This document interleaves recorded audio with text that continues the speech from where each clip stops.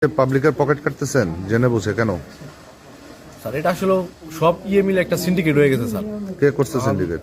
সিন্ডিকেটটা sir মূলত এটা আপনারা করছেন? GMI company sir. আরে আরেকজনের নাম বলতেছেন কেন? আপনি নিজেও তো সিন্ডিকেটের অংশ। স্যার এখানে মার্কেটে স্যার আমি একটা গ্যাস যদি নিয়ে যাই স্যার, যদি 100 টাকা কম বেশি হয় হ্যাঁ। তাহলে আমার গ্যাসটা স্যার চলে না। ওখানে গ্যাস কম আছে বা কম আছে, ওই কোম্পানি 1500 টাকা দাম বেশি, তার মানে গ্যাস ওইটা এলো তার ভালো। মানে আপনার ডিলাররা এটা সবাই মিলে দামটা বাড়ায় দিচ্ছেন, হ্যাঁ?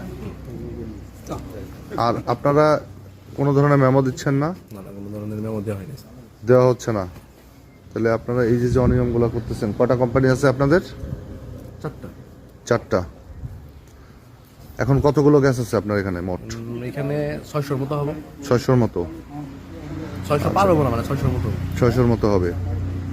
আজকে থেকে আপনারা যে একটা সিলিন্ডারও যদি খুচরা বাজারে যায়, সেই সিলিন্ডার আপনি মেমো করবেন ইনশাল্লাহ এবং সরকারের যে নির্ধারিত দাম আছে সেই দামে বিক্রি করবেন, ইনশাল্লাহ। ঠিক আছে?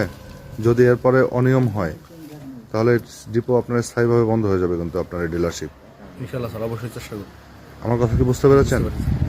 কারণ হচ্ছে আপনি যেভাবে কিনবেন সেভাবে বিক্রি করবেন এবং বৈধ মেমো দিয়ে কোনো খুচরা বিক্রেতার কাছে যখন আপনি কোনো একটা বা দুইটা সিলিন্ডার যাই বিক্রি করেন, সেটার মেমো সরবরাহ করবেন, পাকা মেমো, দাম উল্লেখ সহ, ঠিক আছে?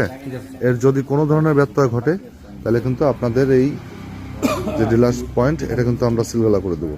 এইভাবে অবৈধভাবে ব্যবসা করার কোনো সুযোগ নাই। আর আজকে আপনাদের ভোক্তা অধিকার আইন অনুযায়ী আপনারা যে এই মেমো ছাড়া অতিরিক্ত দামে যে আপনি গ্যাস বিক্রি করছেন, এই জন্য ভোক্তা অধিকার আইন অনুযায়ী আপনাদের কাছকে জরিমানা করব এবং সতর্ক করতেছি। সেই সাথে যে ভবিষ্যতে যদি এটা করেন তাহলে কিন্তু বন্ধ রাখবো আপনাদের। ইনশাল্লাহ স্যার, নেক্সট টাইম আর কথা কি বুঝতে পারছেন? জি স্যার। তো আজকে আপনাদেরকে এখানে 1 লাখ টাকা জরিমানা করছি এই বাজারের এই অস্থিরতা তৈরি করার জন্য, যে আপনারা মেমো না দিয়ে অতিরিক্ত দামে বিক্রয় করার জন্য খুচরা বাজারে এটার প্রভাব পড়ছে। বুঝতে পেরেছেন?